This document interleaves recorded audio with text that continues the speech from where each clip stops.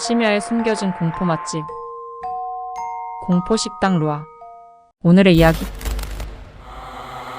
조용한 분위기에서 많은 이들의 효율적인 공부를 돕는 공간인 고시원. 그러나 한편으로는 비좁고 어두워서 공포감을 자아내는 곳이기도 한데, 어느 고시원에서 오싹한 경험을 한 학생의 미스터리한 이야기를 비롯해 이곳의 총무가 그곳에서 일하면서 알게 된 고시원의 숨겨진 비밀은 과연 무엇일까? 그 자세한 이야기가 궁금하다면 지금 바로 루아에서 확인하세요.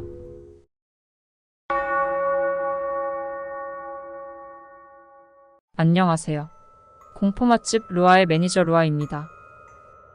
여러분은 혹시 고시원 하면 어떤 이미지가 떠오르시나요? 숙박도 가능하면서 집중이 잘 되는 공간? 이처럼 단순하게 생각하자면 공무원 준비생이 많은 우리나라 사회에서 공부를 하며 비교적 저렴한 가격대에 숙박도 가능한 아주 유용한 공간이라고 볼 수 있는데요. 하지만 하이라이트에서 보셨듯 사실 우리가 요즘 시대에 괴담의 소재로 종종 접하기도 할 만큼 어둡고 좁은 환경으로 인해 공포 심리를 자극하는 장소가 되기도 합니다. 그런데 만약 그런 곳에서 기괴하고 이해하기 어려운 미스터리한 일까지 겪게 된다면? 오늘의 괴담은 이처럼 고시원이 등장하는 섬뜩한 한 경험담입니다. 어느 고시원에서 총무로 일을 했던 주인공이 이곳에 입실한 한 고시생으로부터 전해 듣게 된 이야기라고 하는데요. 이곳 고시원생에게 주인공이 듣게 된 기이하고 소름 돋는 경험담과 이곳에 숨겨진 은밀한 비밀들은 과연 무엇일까요? 그럼 오늘도 지금부터 이야기를 소개하게 될 다른 직원에게 바통을 넘겨보도록 하겠습니다. 루아의 소름 파스타. 6번째 이야기. 고시원의 비밀입니다. 안녕하세요. 저는 고객님들께 이번 괴담 이야기를 전달하게 될 루아의 직원입니다. 오늘의 이야기는 앞서 매니저님이 말씀하셨듯이 고시원 괴담인데요. 이런 아주 작은 공간 안에서 홀로 무서운 일을 겪게 된다는 상상만으로도 벌써부터 오금이 저려오네요. 식사하실 준비가 되셨다면 지금부터 서빙해드리겠습니다. 주문번호 444번 손님, 주문하신 소름 파스타가 나왔습니다.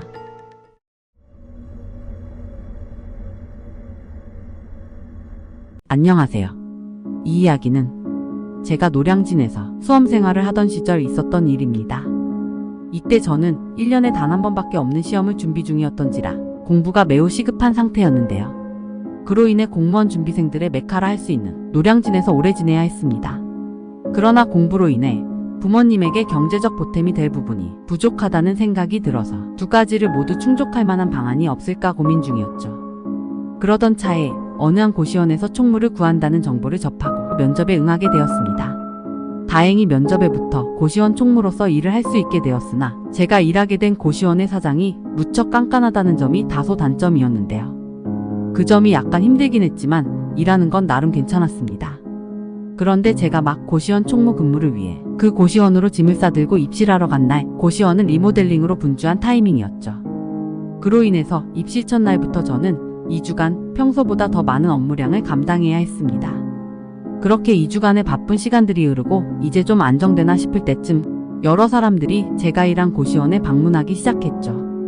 어느 날은 한 중년 남자분이 저희 고시원을 찾았습니다. 제가 자녀분이 방이 필요해서 찾아오셨나? 생각하고 있을 때 그분이 갑자기 저에게 이렇게 말씀하셨죠. 저기요. 저는 방송작가인데요. 저 사실 여쭤볼 게 하나 있는데. 네? 어떤 걸 물으시려는 건가요? 몇 년 전에 여기에서 좀 안 좋은 일이 있었다고 들었는데 그거 관해서 이야기 좀 들으려고 왔습니다. 제가 이곳에 일하면서 한 번도 들어보지 못한 이야기였죠. 저는 일단 무슨 소리냐며 대충 둘러대고 그 중년 남자분을 돌려보냈습니다. 하지만 그분이 돌아가고 난 후에도 그때 그분이 부동산 통해서 들었다며 말하던 그 말이 계속 찜찜하게 다가왔죠. 그러나 저는 그것은 그저 소문일 거라며 제 자신을 위한 내면의 보호장치를 만들어냈죠. 그렇게 그때 그 말을 까마득하게 잊어가고 있던 어느 날이었습니다. 저희 고시원 7층에서 공부를 하고 있던 한 여자 입시생이 저에게 다가와 무언가를 내밀며 물었죠. 저기요. 이게 뭐 같으세요? 입시생의 질문에 제가 그분이 내밀고 있던 무언가를 바라보자 그것은 딱딱하고 불투명해 보이는 게 마치 사람의 손톱처럼 보였습니다. 그래서 저는 대답했죠. 손톱 같은데요? 그렇죠. 그러자 그 입시생은 며칠간 고통스러운 나날을 보내온 듯 환멸난 표정을 지으며 괴롭다고 말하면서 그동안 본인에게 있었던 뜻밖의 일들에 대해서 저에게 하나씩 토로했습니다. 그녀의 이야기는 이러했습니다. 제가 사실 손톱을 깎아도 늘 바로 쓰레기통에 버리고 방 청소도 매일 하는데요. 희한하게 그런데도 자꾸만 잘린 손톱이 하나씩 나오는 거예요. 그게 방바닥에도 있고 미니 냉장고 위에도 있고 온갖 곳에서 다 나오는 거예요. 이때까지만 해도 저는 아무리 청소를 하더라도 손톱이란 게 원래 잘 튀는 것이다 보니 치울 때도 찾지 못했던 본인의 손톱들이 나온 거겠거니 하고 생각했죠. 그러나 그 여자 입시생의 다음 말들이 순간 저를 얼어버리게 만들었습니다. 그런데 저는 항상 손톱은 화장실에서 깎는단 말이에요. 화장실 가서 손톱을 깎고 쓰레기통에 바로 버리는데 그 손톱들은 항상 방 안에 있었어요. 그 입시생은 항상 손톱을 깎을 때 화장실에 가서 깎는데 그 손톱들은 화장실이 아닌 방 안에서 늘 나온다는 게 좀 이상했죠. 하지만 저는 화장실에서 깎았던 손톱들이 화장실 문을 열어놔서 어쩌다가 방 안으로 튀었다거나 아무튼 그렇게 이 모든 것들은 입시생이 손톱을 깎은 당일에 발견된 걸 거라고 생각을 했습니다. 그러나 오늘은 제가 낮에 책상에서 공부를 하다가 화장실을 갔다 왔는데 제 책상 위에 손톱이 딱 있는 거예요. 네? 오늘도 손톱 깎으셨어요? 아니요. 오늘은 손톱 깎은 적도 없고 그냥 화장실만 갔다 왔는데 제 책 위에 있었어요. 입시생의 이 말에 저는 경직되고 말았습니다. 뒷머리를 망치로 한 대 맞은 기분이었죠. 손톱을 깎은 적도 없는데 나타난 의문의 손톱들. 심지어 책 위에 놓여 있었다니. 제가 그동안 나름대로 생각해온 여러 방면의 현실적인 예측들이 전부 빗나가 버렸죠. 아마 그 입시생이 봤다는 손톱들은 모두 그 입시생이 손톱을 깎은 날 봤을 것이라는 점도 그녀의 말들로 인해 제 생각과 다르게 완전히 빗나가 버렸고 화장실에서 깎은 손톱이 방 안으로 튀었을 거라는 점 역시 책상 위에서 발견되었다는 말에서 어긋나 버렸습니다. 화장실에서 깎은 손톱이 아무리 사방으로 튄다고 가정하더라도 주로 바닥에 튀지 책상 위, 그것도 책 위에 가지런히 놓여있을 확률은 희박하기 때문이죠. 7층 입실생은 이어서 계속 말했습니다. 그래서 무서워서 1층으로 내려온 거예요. 그 입실생은 그로 인해 놀라며 제가 있던 1층으로 뛰어내려온 거였죠. 그녀의 이야기를 계속해서 듣다 보니 점점 그 심정이 이해가 가기 시작했습니다. 저였더라도 그 상황에 처하면 놀라서 당장 뛰어내려올 것 같았기 때문이죠. 그런데 그녀의 이야기는 그것이 끝이 아니었는데요. 이미 그 입실생에게 이 모든 이야기를 듣고 소름이 돋아 어안이 벙벙해 있던 저에게 그 다음 말은 더더욱 공포로 다가왔습니다. 총무님도 알고 계세요. 여기 리모델링한 이유. 네? 이유가 뭔데요? 여기에서 사람이 죽은 거. 그래서 리모델링 한 거래요. 저는 그 순간 너무 놀라서 온몸에 소름이 돋았고 그제야 이전에 만났던 중년 남자가 왜 그런 말을 했는지 조금씩 이해가 되기 시작했죠. 저는 그 입실생이 돌아간 후 인터넷으로 검색을 해보았습니다. 그것을 통해 그 중년 남자가 고시원에 다녀간 이후 한 TV 프로그램으로 노량진 공무원 준비생들의 자살 소식이 전파를 탔다는 소식을 알게 되었고 실제로 뉴스에도 났다는 제가 일했던 고시원에 담겨있던 비밀 역시 알게 되었죠. 3월 한 경찰 공무원 준비생이 연이은 불합격에 힘들어하다 행거에 목을 매달아 자살했다는 사실을 말이죠.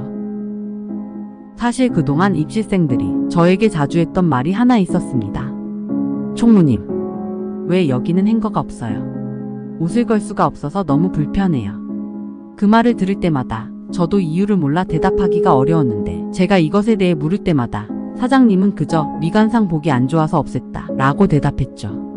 그로 인해 저에게도 이 고시원에는 행거가 없는 이유가 미스터리였는데 이 소식을 접하고 그 모든 미스터리의 비밀이 풀리게 된 겁니다.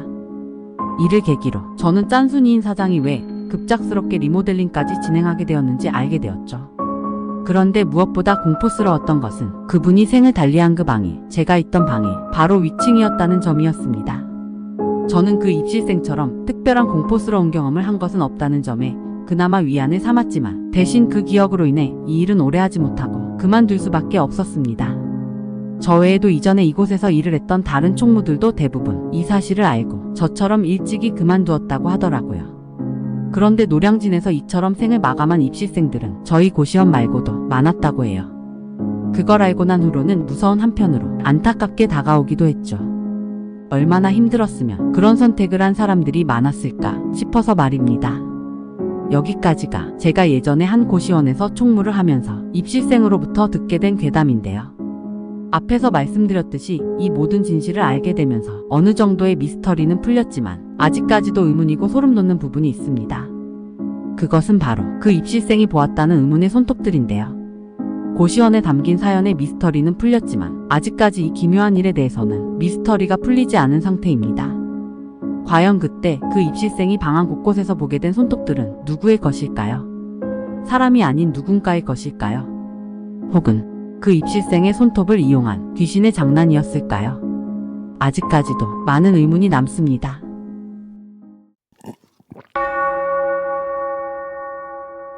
여기까지. 루아의 소름 파스타. 6번째 이야기. 고시원의 비밀이었습니다. 여러분 모두 소름 끼치는 식사 되셨나요? 어떠셨나요? 저는 이번 편을 듣고서 느낀 점은 귀신이 등장하지 않고도 무서웠다. 라고 한마디로 짧게 표현하고 싶네요. 어떤 존재가 직접 등장하지 않았는데도 이야기 속 주인공이 듣게 된 스토리 속에서 등장한 내 것이 아닌 알 수 없는 누군가의 손톱이란 정체가 주는 미스터리한 공포가 와닿아 마치 표면에 뜨거운 냄비가 닿은 듯한 짜릿한 공포를 안겨준 것 같습니다. 그리고 이 이야기에서 무엇보다 매력 포인트로 느낀 점은 사연의 주인공이 무속인을 통한다거나 하는 방법을 활용해 의문의 손톱에 대한 정확한 심령적 원인을 파헤치려 하지 않았다는 점인데요. 그래서 더더욱 그저 평범한 사람이 겪은 괴담이라는 느낌이 컸고 그런 이유로 신선하고 더 공감으로 다가왔던 것 같습니다. 덕분에 이렇게 원인을 모른 채 열려있는 결말로 끝나서 다양한 원인들을 각자의 생각대로 다르게 생각해볼 수 있게 해주었다는 점도 좋았던 것 같네요.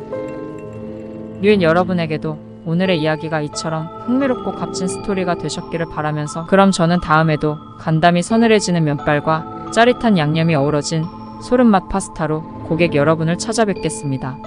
공포 맛집 루아에서 소름 돋는 디너를 즐겨보세요.